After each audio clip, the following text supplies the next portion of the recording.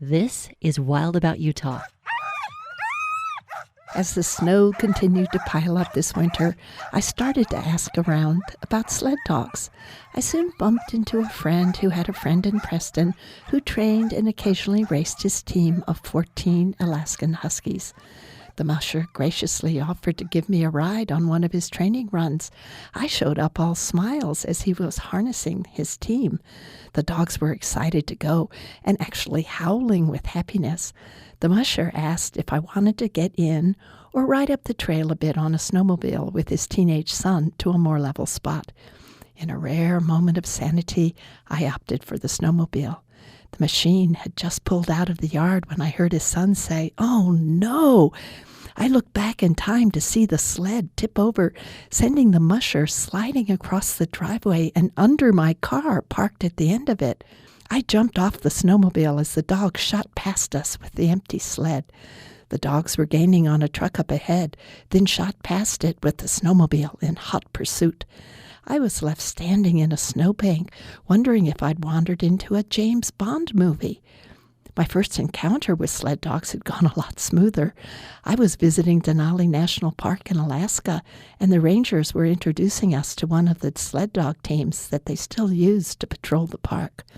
But the most famous sled dogs are the freight teams that carried anti-toxin from Anchorage to Nome during an outbreak of diphtheria in 1925.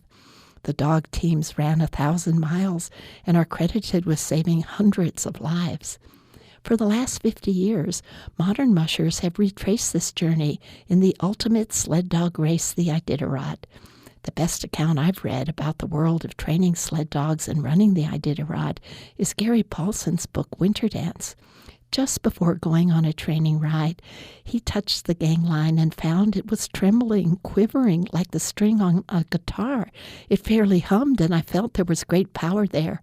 The trees went by in a mad blur, and we left the yard at warp speed. Paulson also lets us in on the deep relationship mushers form with their dogs. As they understand, you will give them meat when they run, and love when they run, and your soul when they run. As they learn to feel that, understand that, know that, they become distance dogs, dogs that cannot, will not be stopped. Paulson ran the Iditarod in 1983. It was a wild ride that took him 17 days, but he finished. Meanwhile, back in Preston, our teenage hero had caught up with the runaway team, made a flying leap from the snowmobile onto the empty sled, and somehow managed to stop the team. Pretty soon, the musher and I caught up. "Do you still want to get in?" he asked. "Sure," I said, and we were off. The dogs settled into a steady trot. From then on, it was all sun and snow and the sheer joy of sliding quietly through the magnificent winter scenery. This is Mary Hears, and I'm wild about Utah.